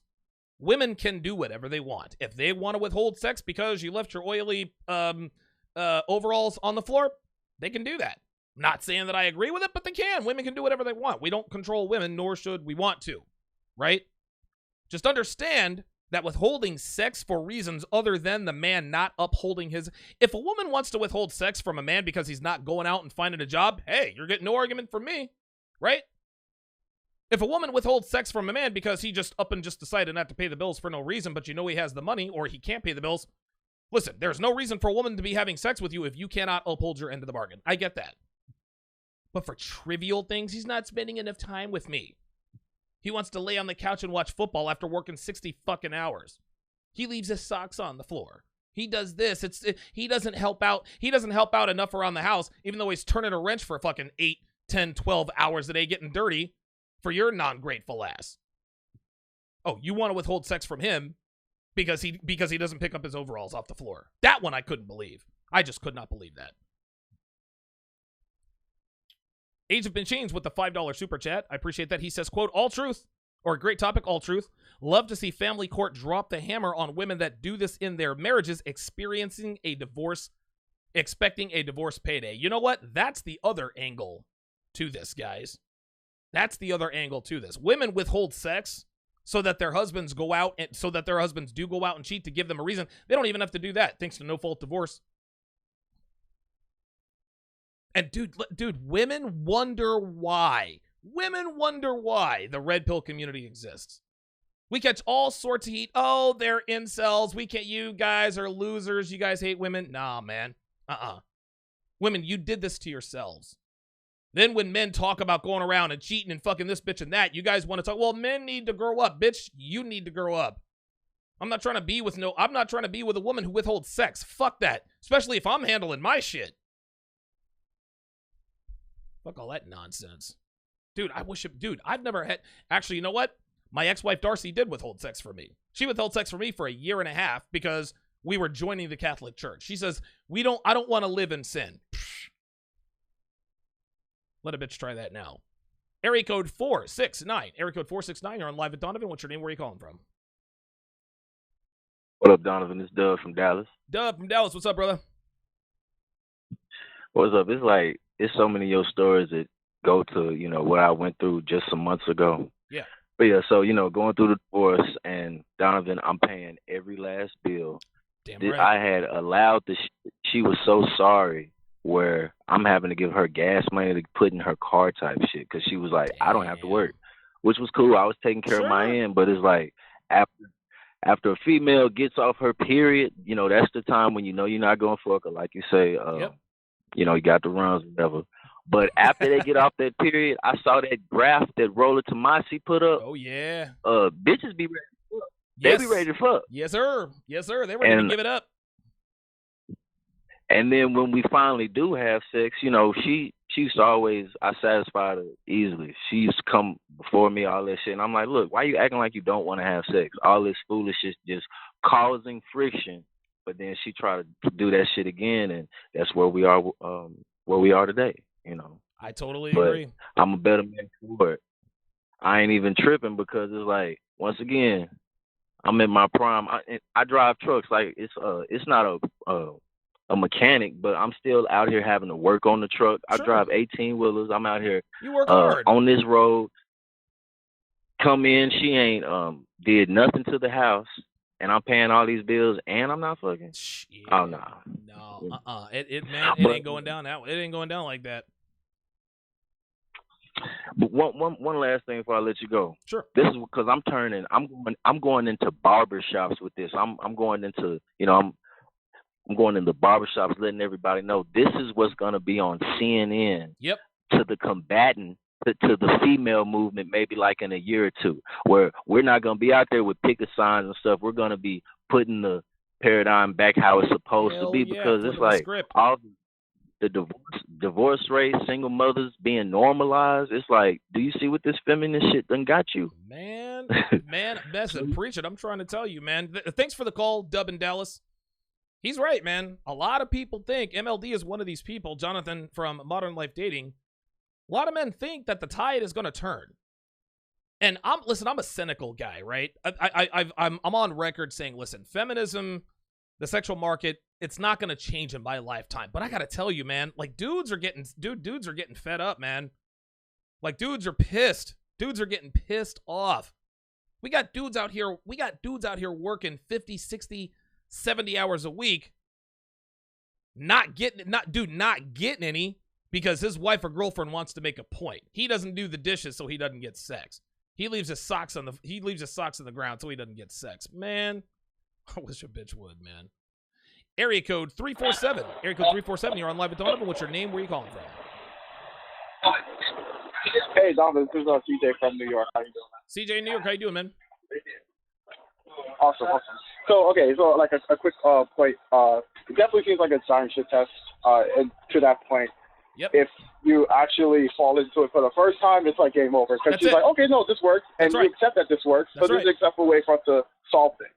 So insanely terrible at that point. Yes. And I did want to ask a quick question. Sure. Now I think this is also a problem of scale, because like, let's say, you lost some value as in you don't make as much, you gain a lot of weight, you became like disgusted, that, you know, she just doesn't want to have sex with you, so she's going to withhold that. Sure. But what would be, you think, in your opinion, would be a proper scaling response if a guy starts slipping up in some way? Obviously, like withholding sex is just way too far off, past the pale, but I wonder if it's like, not dressing as sexual, just being like, hey, I can't do this if you don't pay this particular bill, if I can, let's say, like, clean the place a little bit faster or something. What's your opinion on that? So what you're asking me, I'm just making sure I'm understanding you correctly. So if your woman says to you, hey, listen, I need more from you in this regard. If I don't get it, I'm going to withhold sex. Is that what you're asking? No. I'm thinking withholding sex is just too far off the pale unless, like, you made yourself unattractive. I'm wondering what could she do as a response to the guy slipping up? Like, I'm wondering what could be happening. Like, let's say it happens to me, and I'm like, okay, you know what? She may have a point in this regard. Maybe I've been slacking. Like, I haven't been in the gym as much, so I should probably be doing this a little bit more. What's your opinion on that? Listen, that is a very interesting question, CJ, but here is how this is the thing. Women very rarely verbally tell us, hey, you're getting fat, or hey, I'm not as attracted to you. What they'll do is they won't purposely withhold sex. They're just not going to be interested in having sex with you because you're less sexually attractive. They will also start mentioning guys at work. They'll start showing other men attention. And instead of getting pissed at her for showing a man attention, not realizing that she's out of pocket because you don't keep her in pocket, you take a look in the mirror, you're like, you know what? I have kind of slacked off on my hygiene. So in terms of a woman letting a man know when he's slipping up, they do that anyway. And Rollo he talks about dread game. There's active dread, and then there's passive dread. Women have a natural passive dread because we know, CJ, that a woman can get dick anytime she wants. If a woman wants to fuck, she gonna fuck, right? We know this. I, as a man, I know this. To reduce the odds of her going out and fucking other people, I keep myself in shape, I keep my shit together, I keep my finances in order. That's how that works. So women, basically, there's no way for a woman to directly let you know, hey, you're fucking up. That's not their way. No, women do this subversively. They do this covertly. And they do it subconsciously. If they see their man is slipping up, she's not going to say, okay, my man is slipping up, so I will do this. No, she just becomes naturally less and less attracted to him. She just doesn't want to have sex anymore. Sex is unenthusiastic. Maybe she stays at work longer. Maybe now she's starting to go out with her girlfriends. So she tells you indirectly when you are starting to slip up. And it's on us as men to get the picture and be like, you know what? If I want her to stay in pocket, I need to have my shit together. No, yeah, that's fair. I guess it's in a way like the Patrick's dread game is the signifier, and I have, the guys be on their shit to kind of pick that up. That's right. To begin with. That seems fair enough. Absolutely right. Thanks for the call, CJ. Very, very good question. Very, very good question. Let's go to area code 210. Area code 210. You're on live at Donovan. What's your name? Where are you calling from?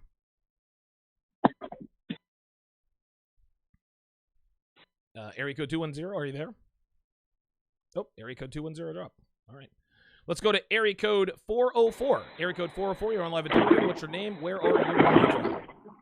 Hey, Donovan. What's up, man? Can you hear me? Oh, man, that's amazing. I'm so glad I got on. Sure. What's your name? Where are you calling from, bud? So I'll start. I'd like to stay anonymous. You can call me Kay, I guess. Okay, I'll call you Kyle. I'm in Denver.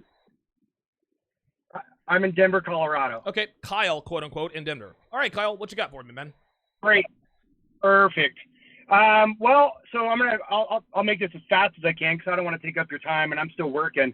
I met this chick, I don't know, maybe 3-4 years ago. Okay. And I knew her when she was married, and I moved out of town for a job, and then it's weird. Like a month later, she hit me up, and we started talking. And I said, hey, what's up with your husband? Oh, we got divorced. Oh, okay, cool. Tell me what happened. So we started talking right away, and I was basically her emotional tampon, but I was too blue-pilled to know it.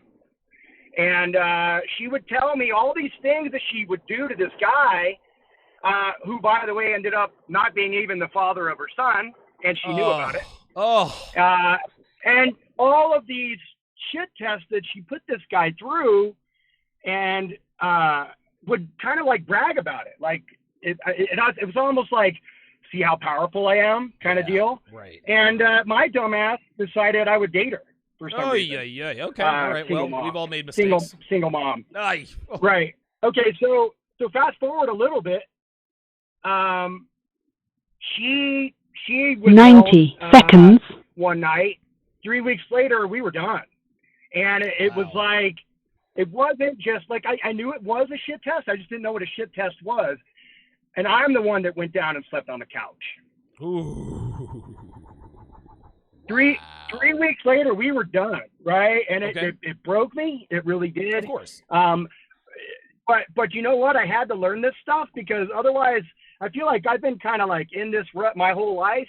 And it 60 took seconds. that last BITCH to do that to me. For me to be able to see, you know what? If chicks start throwing around these red flags and then they start pulling them on you, you just got to go. Yeah, man. I mean, there's no second chances anymore. Nope. No more. Nope. Listen, here's the thing, Kyle. Guys used to be able to get a mulligan or two, right? Like, we as men, we don't always have things figured out with regards to the way women work and how we should handle them. Women used to cut us some slack. Okay, he hasn't been in the game as long. He doesn't really know how this works.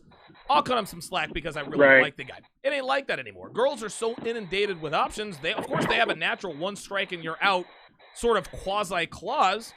And if a man screws up even one time, they're out the fucking 10 seconds. They don't even give us a safety net. I'll give you the last word, Kyle. No, I totally agree with you, Donovan. Thank you so much. I heard a compliment. I've been listening to Tom Likas a lot lately. Yeah. And I'll give you the same compliment I heard somebody give him, and that is, you are definitely doing the Lord's work for men. We need you, buddy. I appreciate it, man. Thank Thank you very much for that, Kyle. Kyle in Denver. I appreciate that. Yeah. Yeah, listen, I'm just trying to wake guys up, man. I'm just trying to. And the thing is, man, is one of the many reasons I do what I do is that we as men, most guys are pretty good guys, right? Most guys are just good guys. We don't require much from women. We just listen, all we want you to be is sexually attractive enough. Give us sex and give us a break to let us recharge our batteries every once in a while. We don't need these nagging bitches that are 300 pounds acting like they're the queens of the fucking universe. No, we don't. We as men, we're not like, I'm a demanding fuck. I'm just going to be honest with you. But relative to what women require of us, it's really not that much.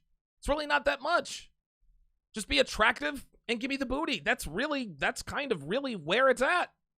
That's really what it all comes down to. Let's go to area code 514. Area code 514. You're on Live at Donovan. What's your name? Where are you calling from? Hey, this is Ali from Montreal. Can you hear me? Holly from Montreal. What's going on? I sure can. All right. Yeah, I called earlier. I just wanted to go back to the article, and something that's pretty funny is that, you know, a lot of women will say, "Hey, I want a hard-working man." Right. But at the same time, when he works hard and doesn't give her a lot of time, then she gets mad about that. You know, I feel like it's always like. Go ahead. My bad. Go ahead. Yeah, I feel like it's always like, you know, they tell you that they want something, but at the same time, they don't really like emphasize on what the fuck they really want, you know? Well, here's the thing, Holly. How do you pronounce your name? Is it Holly or Hallie? Ollie. Oh, Ollie. Ollie in Montreal. Dude, I'm calling you a guy. I'm calling you a girl's name.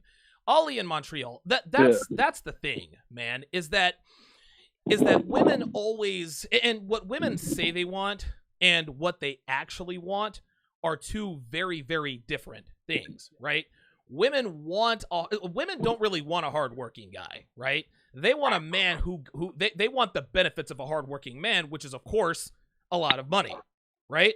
But then when the man works too hard, they say, "Oh, he's never around. He doesn't spend enough time with me," right? So at one side of her mouth, she says, "Well, I don't like to date broke guys." But then on the other side, when she actually dates a guy who has some money, she doesn't understand that you actually have to work for that. Like, she doesn't like women are very ignorant. They're very, very ignorant in this regard. I actually addressed this in an episode a while back, and thanks for the call, Ali in Montreal. There's a woman by the name of Michaela Pink talking about, well, I will never date a blue pill man. And one of the reasons she doesn't want to date a blue pill man is because she wants the blue pill. She wants the blue collar guy. She wants a white collar guy. She says I will only date and marry rich men. The reason number one is obviously because they're rich and can take care of me and my kids. Number two, he can come to the PTA meetings. He can come to the baseball games. He can come to parent-teacher conferences. Wait, what? No, bitch.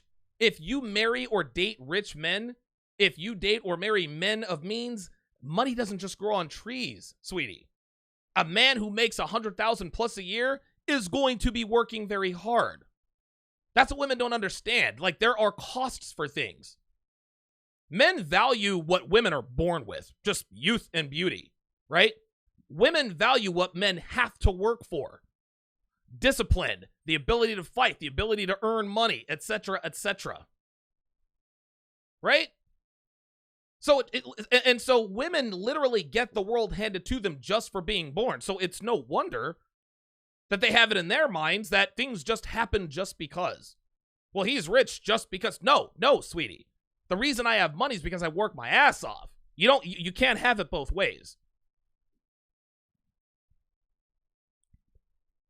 Brass Mustache with the $5 super chat says, an ex of mine withheld sex from me, hoping I would cheat so she could end the relationship as the victim. Turned out she was with her ex the whole time. Oh, yeah. That happens all the time. Charles Reinhardt with the $20 super chat. Appreciate that. He says, an ex withheld sex from me before, so I kicked her out of my house and told her to come back when she was her normal self. That's the way to do it, Charles.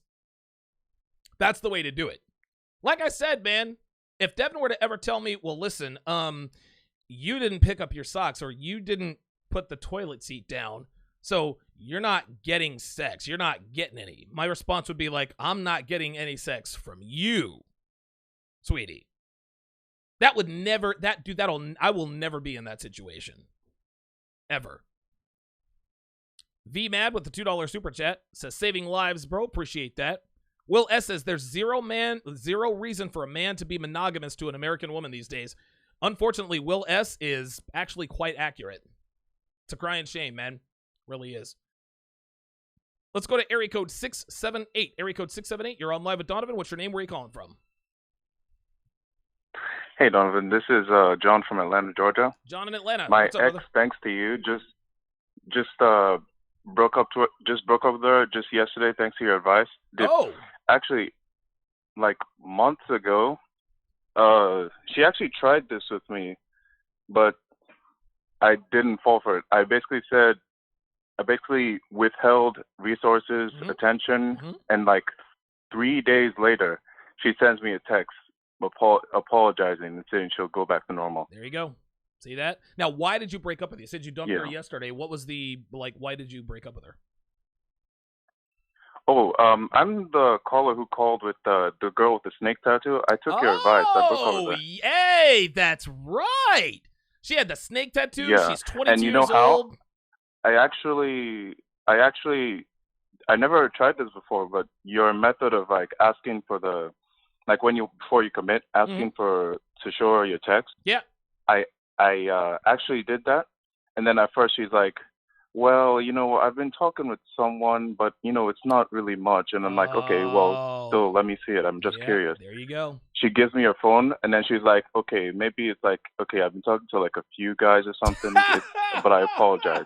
And then I look at the phone, and I see multiple guys' names, and then next to their name, Tinder. Like, there's like 30 of these dudes on the phone in text messages.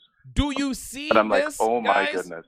Listen. Insane. And here's the thing, John. When you called the show, and I think it was Friday, I believe, if I'm not mistaken, you said, listen, man, there's a girl I've been seeing, not necessarily my girlfriend, but she kind of is. She's got some red flags, Donovan. She's got a snake tattoo that bites at her you-know-what. She has a long history of sleeping around. I think she had like purple hair or something like that. I forget what color her hair is. Had all sorts of red flags and slut tells. And I said, look, John, I know you like her. I know that you do, but you got to dump this girl. She's nothing but a red flag. Lo and behold, you said, let me see your phone. And she admits to you, well, I might be talking to one guy. Oh, okay, there might be several guys. Guys, guys, listen, man, I'm trying to tell you. And John, good move out of you, dude, because you are way too young to be committing to a woman like that. Thanks for the call, John. Further proof, guys. Further proof. I get stuff sent to me, emails and DMs and haters and calls. Not all women are like that. You're jaded, you're this, you're that. Guys, listen, I know what the fuck I'm talking about. I wrote an ebook called 16 Ways to Immediately Disqualify Her for a Long-Term Relationship.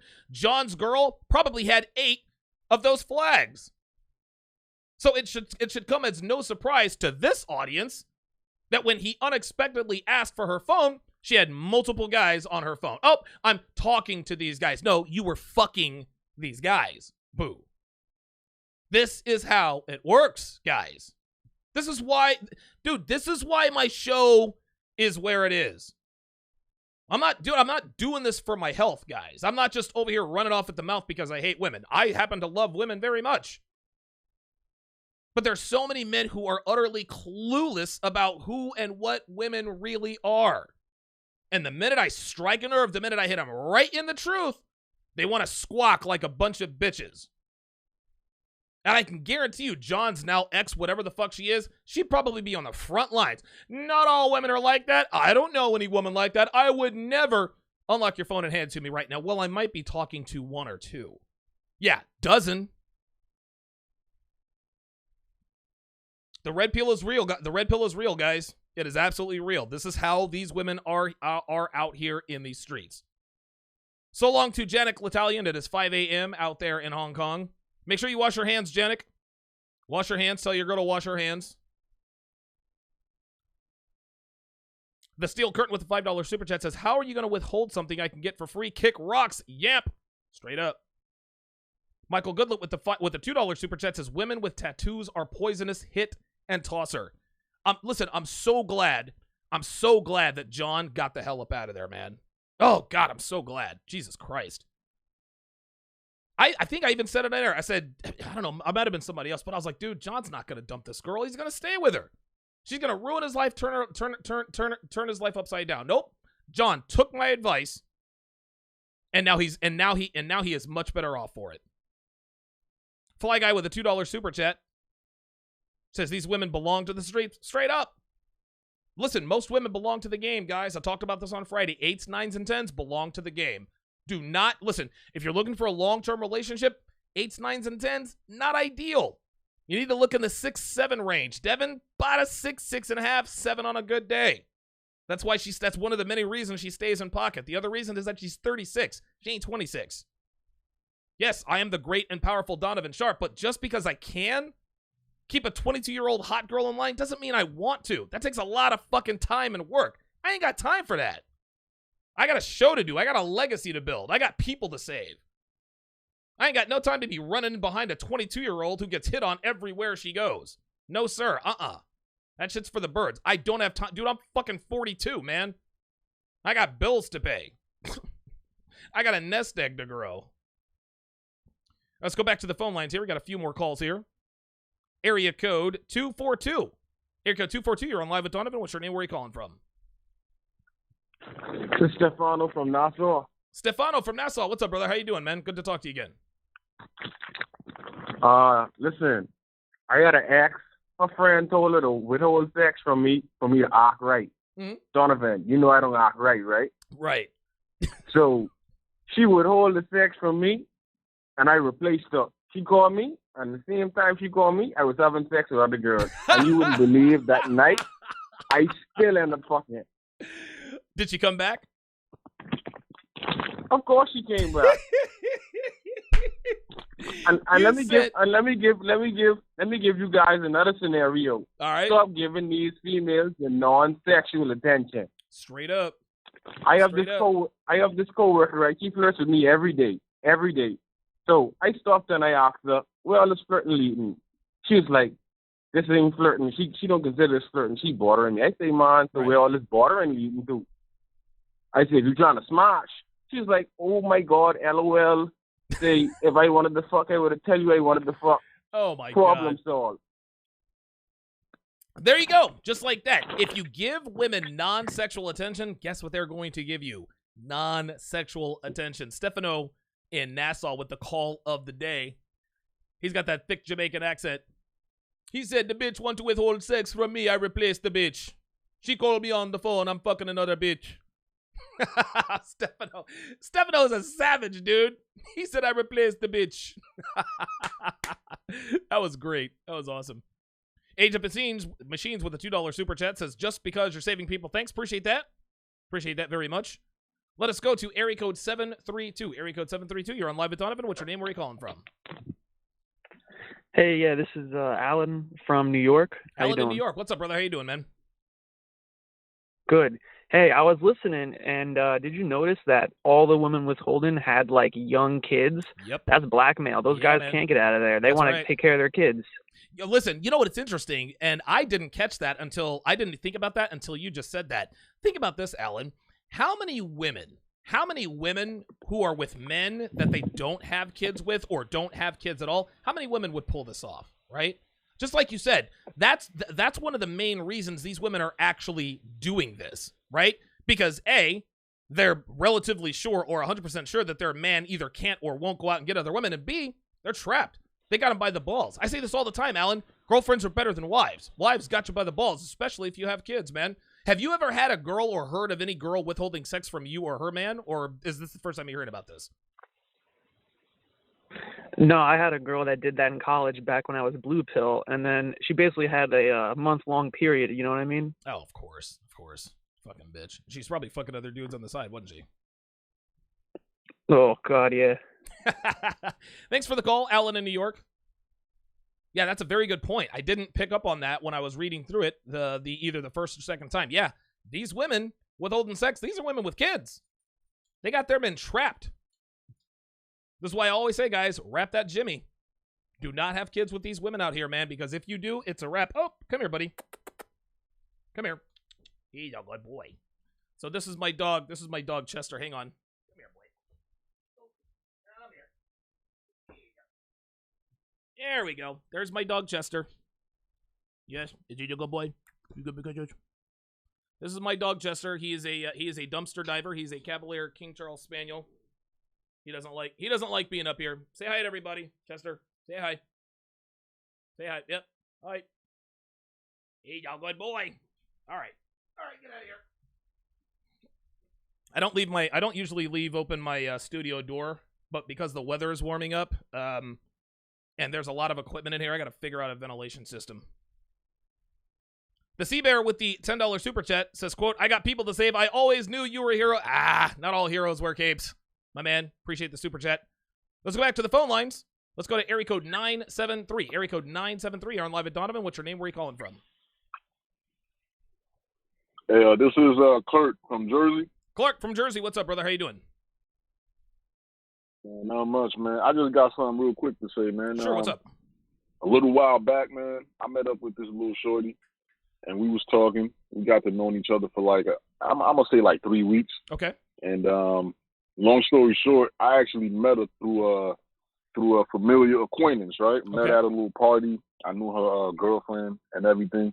So her friend used to always tell her about, our situation, because, I was still messing around with her friend when I met her. So she got, she got to liking me and everything. So it was kind of like a friends with benefits sort of situation. Right. But to her, she really just wanted to get a relationship out of me and would always be talking about her friend. So long story short, she got mad at me a couple of times and, just threw it out there in the air like, oh, well, I'm not going to give you no head and nothing like that. So the minute she did that, bro, like I stopped answering her calls. I basically just put her in the black zone. Women don't like being in the dark. They don't know what you think and what's going on. They hate that shit. So I stopped answering, man. I left her in the corner, didn't answer her. I'm banging out her friend, and here she called me. Yes. So I hang up. Yeah. So this is kind of funny because I got a homeboy. He turned around and tell me, oh, that's evil, that's grimy, what goes around comes around. I'm looking at dude like, I'm single, I got no kids, you married. That's what I'm saying. So this what I did. When she called me, when I was banging her friend, I basically hung up the phone, then I called her back. I FaceTimed her. Okay. You FaceTimed her from the and then she's like, yeah. I FaceTimed her, and then she's like, what are you doing? And I turned the phone, aiming at what I'm doing, and she just was like, oh. But she never hung up. She just was on the phone watching. Damn. Got quiet. Savage as hell. I bet she never withheld sex after that, did she? Nah, hell nah. But I just let it go, man. Like, man, that shit wasn't worth it, man. No. Like, I don't like when females do that type of shit to me. If you want to play these kind of games, I don't got time for all that shit. Now, God forbid I got kids with you, then man, I'm just gonna stop fucking with you and just take the bullet and whatever child support, right? Right. I don't got time for shit like that. No, I'm with you, man. I'm with you 100%. Thank you for the call, Clark in New Jersey. So Clark in New Jersey, Stefano in Nassau, they got it right. The bitch withholds sex from you, you go out and get another bitch, right? What's that old Sugar Hill Gang song go? I said a hotel, Holiday Inn. If your girl starts acting up, then you take her friend. That's the attitude you got to have here, guys. Now, don't get me wrong. No one here is suggesting that you just go out and start banging other girls for no reason. No. If your girl is holding it down as your girl, if she is upholding her end of the bargain, there's no reason for you to do that. But I'm not going to pass judgment if you do. But we got bitches out here withholding sex for stupid reasons. I can understand if a woman is withholding sex because maybe he doesn't have a job, at which point, why would you be in a relationship with a dude who doesn't have a job in the first place, right? I can understand withholding sex if your man lost his job. Listen, you got to give him some time to blow off some steam, right? You know, lick his wounds. But if he's not showing that initiative, if he's not showing the motivation to go out and get another job, I understand you want to stop giving it up, right? If he's not going to uphold his end of the bargain or take steps to ensure that will happen, I get it. But we're talking about fucking leaving the toilet seat up. We're talking about leaving laundry on the floor. Bullshit reasons. Spend more time with me. I want a new trip. What did one bitch say? She wanted a new bathroom or some nonsense. Withhold sex for a month, man. Dude, I wish a bitch would. Last call of the day. Let us go to area code 347. Area code 347, you're on Live with Donovan. What's your name? Where are you calling from? Hey, Donovan, can you hear me? Yes, sir. Okay. I kind of just want to ask this question anonymously, but I'm calling from New York. Okay. I just wanted to ask you, and I know you're probably looking for calls talking about, inspirational stories of guys applying your advice. Yeah, that's okay. I just have a question for listen, you today. That's okay. You're actually the last caller of the day, so I'll let it slide. No big deal. Go ahead. Ask away. Okay.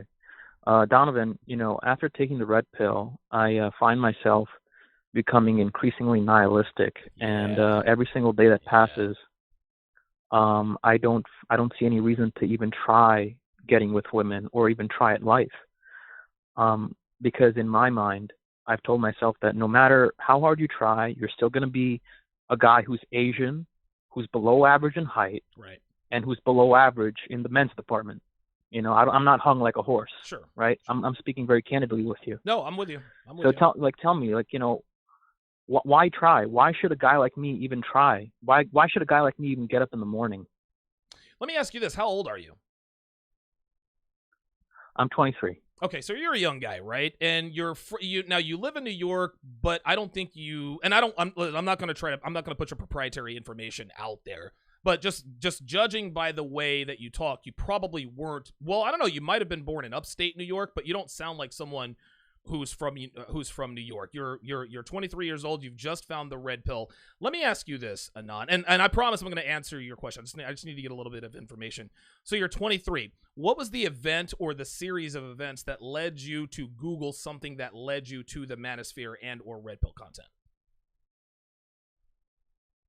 Well, what happened was that my first serious relationship was when I was 20 years old. Okay.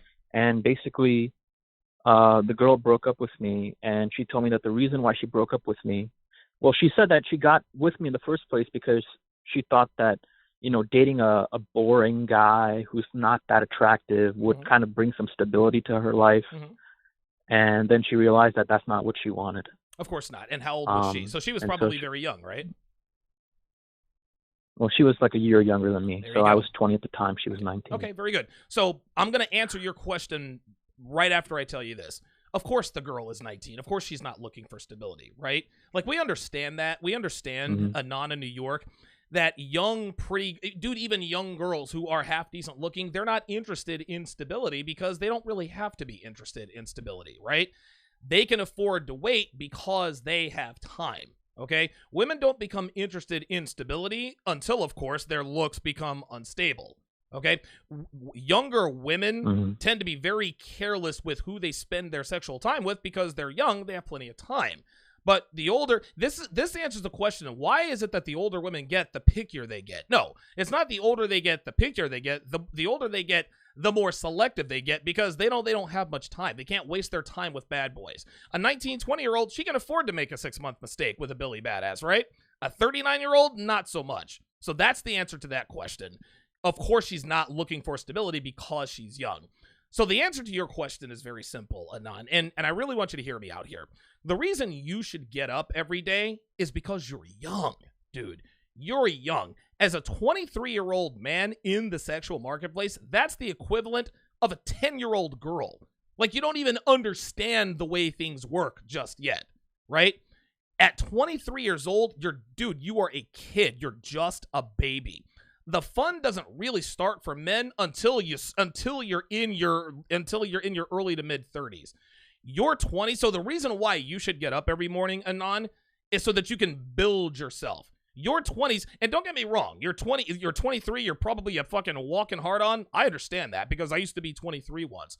But what you have to understand is that we as 20-something-year-old males, women are not going to be as sexually attracted to us as much as when we are in our 30s. And believe it or not, when you're 37, 38 years old, you've started to make some money, you've done some traveling, you become better with women, you start to dress better, you're in better shape, etc., etc. Guess what? 19, 20-year-old girls, all of a sudden, now she's looking for stability. That same girl who dumped you when you were 20 years old, who says, well, I'm not looking for stability, you then become very attractive to that girl, and the 20-year-old, and the 21-year-old, and the 29-year-old. Okay? So the reason you should get up every day, Anon, is to build. You have to understand that women are not the end-all, be-all. And listen, I know it's very hard for someone like you to understand that. And I'm not saying that as a slight on you, because when I was 23, oh, dude, all I thought was getting pussy. That's all I thought about. But what you really have to understand is that women are not essential to your happiness. They certainly have the ability to elevate our lives, right? They certainly have the ability to make life a little bit more enjoyable, but it's not necessary. So the reason you should get up every day is you, man. This is what I always tell guys. The first thing you should do when you find the red pill, forget about women altogether. Anon, girls aren't going anywhere. There are girls turning 18 every hour of every minute of every second of every day. They're not going anywhere. Sluts are not going anywhere. Girls who give up the booty easily and unprotectedly, rather, for lack of a better term, they're not going anywhere. You not only have 6 months, dude, you've got a decade and a half to build yourself into the kind of man that women will kill to be with. And listen, it doesn't even matter that you're Asian. Dude, one of the bitches I used to fuck in Vegas, her name is Lauren. I should have even said that. Her name is Lauren. Decent looking girl, tattoos, has all the red flags. Guess what? She's dating an Asian dude right now. Right? I know three pretty-ish girls in Vegas who are probably in their late 20s, early 30s, dating Asian guys, right? And they're not dating him because he's Asian. They're not dating guys because they're not Asian, if that makes any sense. No, it doesn't really matter what your race is, right? As long as your value is high enough, if you're self-assured, if you're sure of yourself, if you have direction, if you have your shit together, you'd be surprised at how many women who wouldn't normally consider, you know what? I don't usually date Asian guys, but he doesn't really act like the typical Asian guy, right? Like, I like the way he's dressed. Okay, he's a little shorter than I'm used to, but I like the way he looks me in the eye. I like the fact that he's direct, and I like that he's not, I get the impression that he's not afraid to tell it like it is. That's the reason you need to get up every day. You just need seasoning, Anon. You're only 23. You don't know anything yet. That's not a crime. But this is why you have to keep on keeping on. And again, I'll say this one more time. Women are not the end-all, be-all, my friend.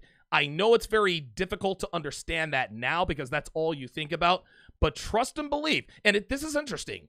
You're going through a nihilistic phase. You want to know something? You might actually stay in the nihilistic phase at this point, which incidentally enough actually helps you with women, because women are nihilistic just naturally. There's no reason why that we as men shouldn't be nihilistic either, right? But the longer you consume red pill content, the more you sort of learn about yourself, learn about the world, the more experiences you have outside of women, the more you begin to realize, as Steve the Dean Williams says, is that women are just a perk. Yes, we want women. We love women. But women here in 2020 are far from necessary to a man's happiness. That's the best I can tell you. I'll give you the last word. All right, no, thanks. Yeah, I just, you're telling me that I'm actually ahead, and, everything around me is telling me that I'm behind, Sure.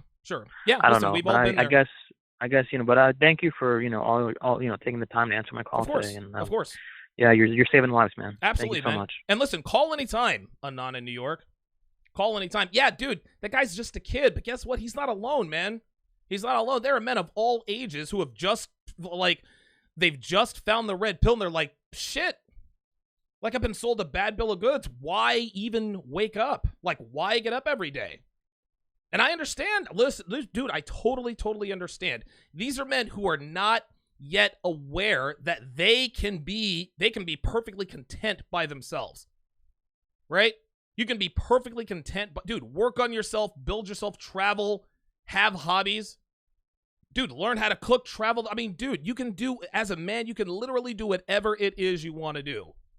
You live that kind of life, people, dude, beautiful women are going to be naturally attracted to your lifestyle. You better believe it. You better believe it. Asian, Indian, dude, Asian, Indian, black, it doesn't matter. It does not matter. Now, does race factor in? Of course it does. But like I always tell guys, fortunately for us, there are things that are under our direct control that we can improve that will sort of fill in our sexual market deficiencies. Okay, I measured myself earlier today. I'm not 6'1", I'm actually 6'2". I'm 6'2", 235 pounds. I'm a decent looking guy, right? On a scale of 1 to 10, I'd probably give myself a 6, maybe a 6.5-ish. And I'm black, right? Now, me being black, not dating black women, that puts me at a sexual market deficiency because I know that I'm not most women's first choice, right? But guys, guess what? I work my ass off. I have a dynamite personality. I know how to handle women, right? I have a hyperdrive will to succeed. I look women in the eye. I'm not afraid to fucking call women out on their bullshit.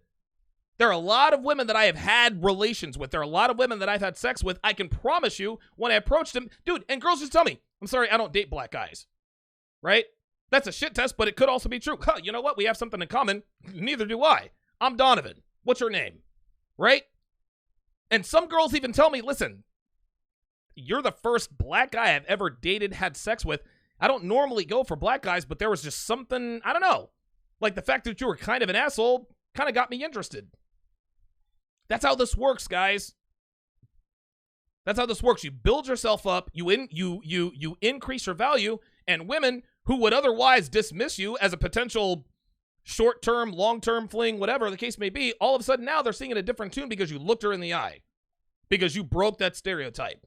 Yes, Indian men and Asian men have sexual market deficiencies. Okay, yeah, they do.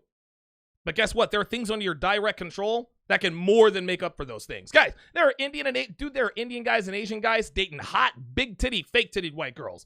Believe it. Believe it. These men are the exception to the rule because they made themselves the exception. Nobody gave them anything. They went out and they worked for it. I actually wrote an article on Return of Kings, 5 things that non-white men can do to attract white women.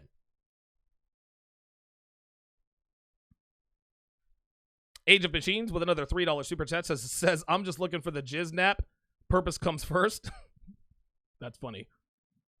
The Steel Curtain says, I found the red pill, 44 years old, never too late. It is never, ever, ever too late to find the red pill, guys. I found the red pill at 32. That was over a decade ago. My life is great now. My life is better than it's ever been, ever. Good call there by Anon in New York. All right. Excellent episode today. Shout out to Jesus Medina. Shout out to my super chatters. AM1, The Sea Bear, Phineas Henshaw, Clue, Brel215, Crime Answer, Michael Goodlet, Age of Machines, Brass Mustache, Charles Reinhardt, again, I think he's got a couple of $20 super chats in here. VMAD, The Steel Curtain, Fly Guy, Age of Machines, and The Sea Bear again. I appreciate the super chats. Shout out to The Sea Bear, who is the newest member of TSR Towers. Appreciate that. You are now a member. You now have chat privileges. Juanito Main with the $5 super chat says, thanks for the wake up. No problem. Absolutely happy to help. My thanks to my callers. Greg from New Jersey. MacFit. Janik L'Italian in Hong Kong. Sammy Jones with the $5 super chat says, good information you present. Never got the discount information for your content. Sammy Jones, send me an email. Send me an email. I don't know what discount you particularly are referring to, but if I promised you a discount for some reason, you need to let me know why and how. TSR at DonovanSharpe.com. TSR at DonovanSharpe.com. So again, shout out to Janik in Hong Kong. Glad to see that he is safe. He does not have the coronavirus. Neither does his girl, presumably. Wash your hands, Janik. Wash your hands. Kitchen in Raleigh. Tyson in Winnipeg. Sanchez from the tri-state area. Dub in Dallas. CJ in New York. Kyle in Denver. Ollie in Montreal. John in Atlanta. Shout out to John in Atlanta for dumping the girl I told him to dump, the 22-year-old slut with the snake tattoo, biting at her hoo-ha. I'm glad he did that. And oh, by the way, she was talking to / fucking 30 other guys on Tinder, as we all knew she would. Alan in New York. Clark in New Jersey. Anon in New York. Listen, Anon in New York, man, listen, dude. Stay strong, man. Continue to build that value and consume Red Pill content. Wake up every day, man. Success will come, I promise you. Thanks for watching, guys. I will see you guys tomorrow afternoon at 3 Eastern, noon Pacific. Until next time.